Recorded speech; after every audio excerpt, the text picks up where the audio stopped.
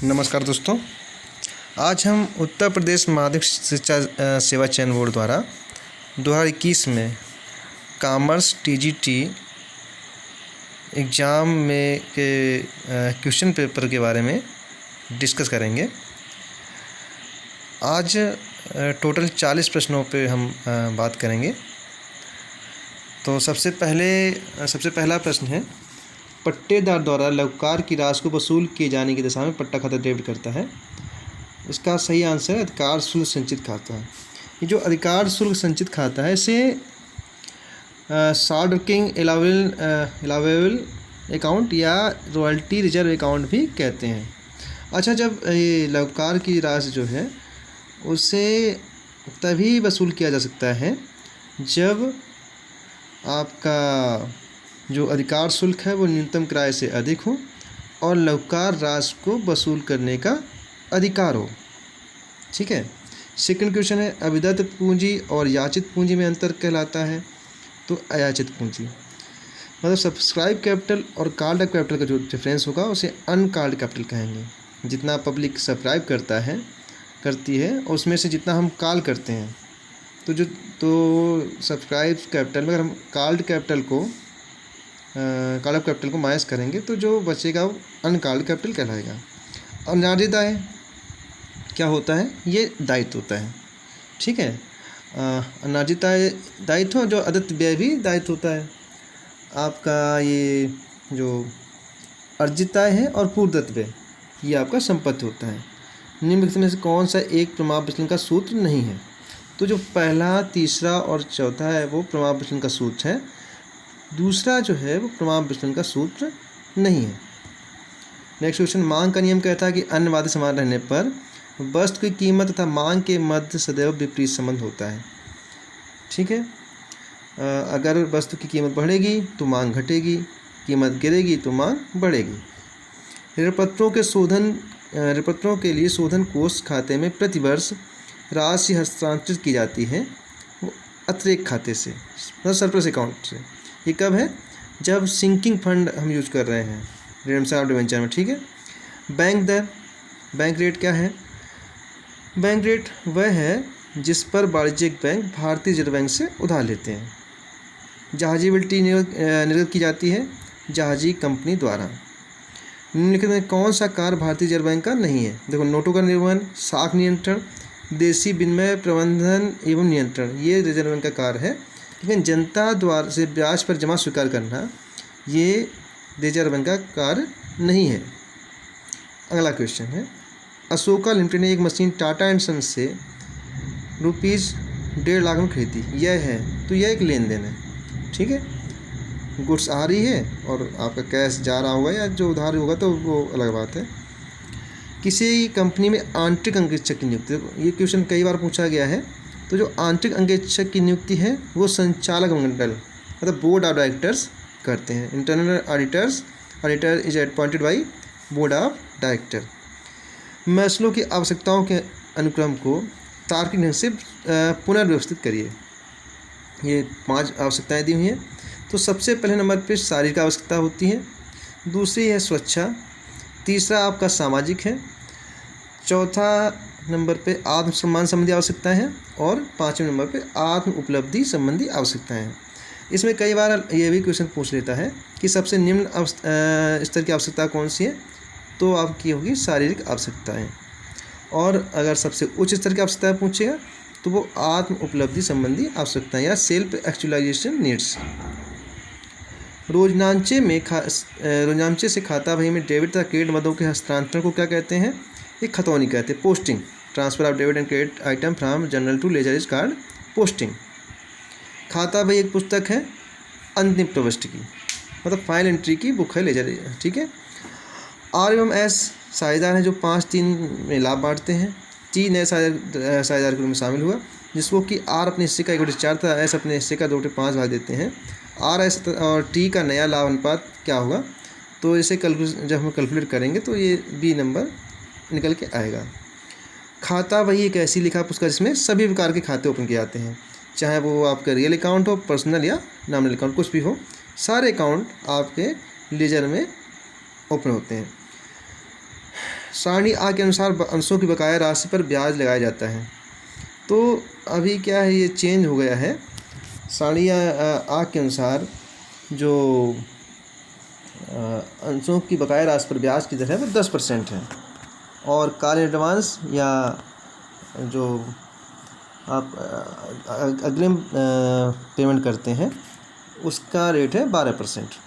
ठीक है, call in arrear पे रेट है 10% और कॉल इन एडवांस पे 12%। कॉपीराइट अनुबंध के अंतर्गत अधिकार शुल्क की राशि की गणना की जाती है विक्रय की गई पुस्तकों के कुल विक्रय मूल्य पर। जितनी पुस्तक सेल की जाएंगी उसका जो कुल विक्रय मूल्य होगा उस पर जो रॉयल्टी है वो कैलकुलेट की जाएगी। न्यूनतम किराया को इस नाम से भी जानते हैं, मृत किराया, स्थायी किराया, सम किराया, उपयुक्त सभी। तो जो आपका मिनिमम रेंट है उसे डेड रेंट, फिक्स रेंट या फ्लैट रेंट भी कहते हैं, तीनों नाम सही हैं। स्थायी संपत्तियों पर ह्रास एक उदाहरण है आयगत व्यय का, ये रेवेन्यू एक्सपेंडिचर है। ठीक है, कई बार हर बार होता है, और जो ऐसे एक्सपेंसेस जो बार बार होते हैं उनको हम बोलते हैं रेवेन्यू एक्सपेंडिचर। प्रत्येक प्रमाणक पर हस्ताक्षर होने चाहिए लेखाधिकारी के, लेखाकार के, प्रबंधक के, उत्तरदायी अधिकारी के। तो इसमें जो रिस्पॉन्सिबल ऑफिशियल है, उत्तरदायी अधिकारी हैं, उसके सभी वाउचर पे सिग्नेचर होना चाहिए। अंकेक्षण कब प्रारंभ होता है, अगले क्वेश्चन पूछा गया है। तो जहाँ से लेखांकन काम खत्म होता है, अंकेक्षण प्रारंभ होता है जहाँ लेखांकन समाप्त होता है, वहाँ से अंकेक्षण शुरू होता है। अगला क्वेश्चन है, उप पट्टे की दिशा में पट्टादाता द्वारा अर्जित अधिकार शुल्क क्रेडिट किया जाता है। तो प्राप्त अधिकार शुल्क खाते में अगर जो पट्टेदार है उसने अपना पट्टा किसी और को दे दिया तो उससे जो मिलेगा रॉयल्टी, उसे प्राप्त अधिकार शुल्क खाते रॉयल्टी रिसीवेबल अकाउंट में क्रेडिट किया जाएगा। ठीक है, जब जहाज़ में माल लादा जाता है तो जहाज़ के समादेशक अधिकारी द्वारा जो रसीद निर्गत की जाती है उसे कहते हैं मेट रसीद। ठीक है, जब जहाज़ में गुड्स लोड किया जाएगा तो मेट, जो जहाज़ का कप्तान होगा वो मेट रसीद जारी करेगा। एक कंपनी ने 20,000 रुपये अपने भवन की रंगाई पर खर्च किए, इसे अब लिखित किया जाना चाहिए। तो ये भी आयगत व्यय है, रेवेन्यू एक्सपेंडिचर है, बार बार होगा। ठीक है, साख नियंत्रण की परिमाणात्मक तकनीकों में निम्नलिखित तकनीकों में सम्मिलित नहीं किया जाता। तो जो परिमाणात्मक तकनीक है, मतलब क्वांटिटेटिव टेक्निक्स हैं, उसमें साख की सीमा का निर्धारण जो है वो इसमें नहीं है, वो क्वालिटेटिव है, गुणात्मक तकनीक में आएगा। ठीक है, जो साख नियंत्रण की तकनीक है उनको दो पार्ट बांटा गया है, परिमाणात्मक और गुणात्मक। परिमाणात्मक में आपका बैंक दर या कटौती दर, खुले बाजार की क्रियाएँ, परिवर्तनशील नकद कोष अनुपात है ना, और ये बैंक परिवर्तनशील कोष अनुपात, तरल कोष अनुपात, ये आता है। और आपका गुणात्मक में चयनात्मक साख नियंत्रण, साख का राशनिंग, नैतिक दबाव, प्रचार, प्रत्यक्ष कार्यवाही, ये सब आपका गुणात्मक में आता है। अगला क्वेश्चन, समायोजनों में दिया गया है कि लेखांकन वर्ष के दौरान व्यापारी द्वारा 5,000 का माल नमूने के रूप में वितरित किया गया, तो अंतिम खाते तैयार करते समय से दिखाया जाएगा।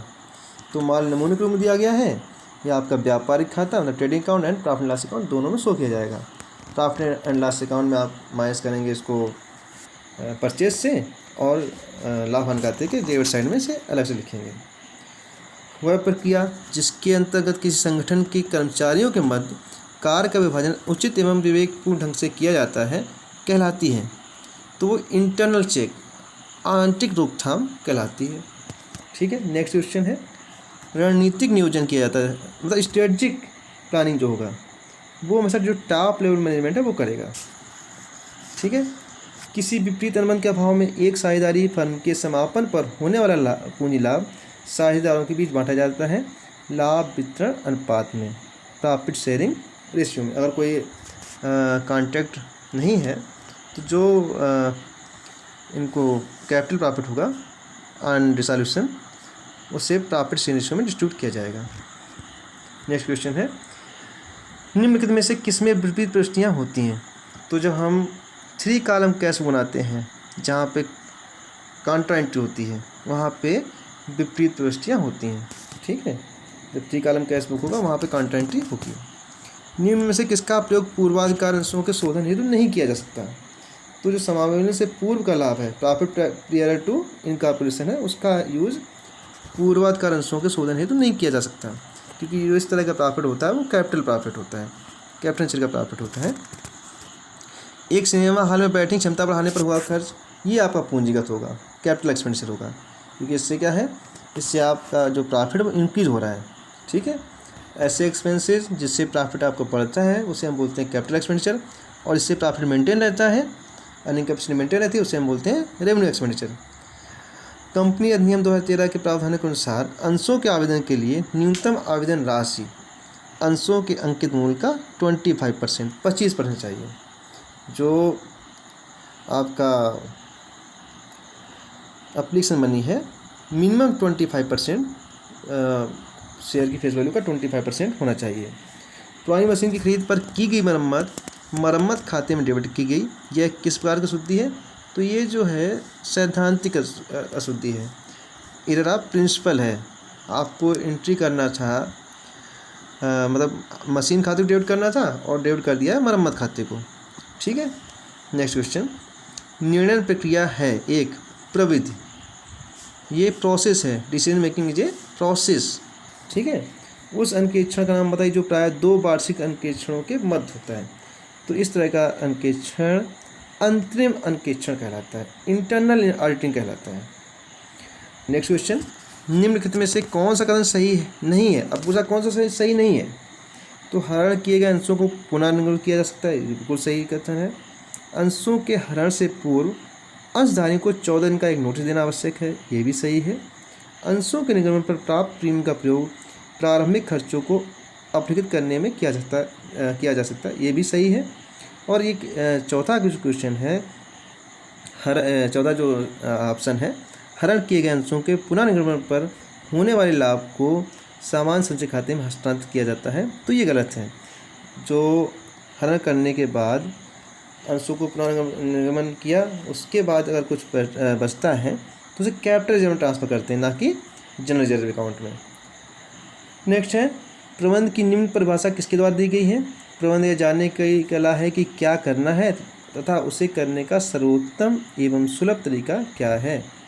तो इसके राइटर हैं F.W. टेलर द्वारा ये डेफिनेशन दी गई है। आज की वीडियो का लास्ट क्वेश्चन है, एक नए साझेदार के प्रवेश के बाद सभी साझेदारों की पूंजी होनी चाहिए। तो इसका जो सही आंसर है वह नए लाभ विभाजन अनुपात में। ठीक है, तो आज के वीडियो में ये 40 क्वेश्चन, अगले वीडियो में अगले जो क्वेश्चंस बाकी हैं उन पे हम बात करेंगे। मैंने यथासंभव प्रयास किया है कि सारे क्वेश्चंस का सही आंसर दिया जाए। ठीक है, धन्यवाद मित्रों, गुड नाइट।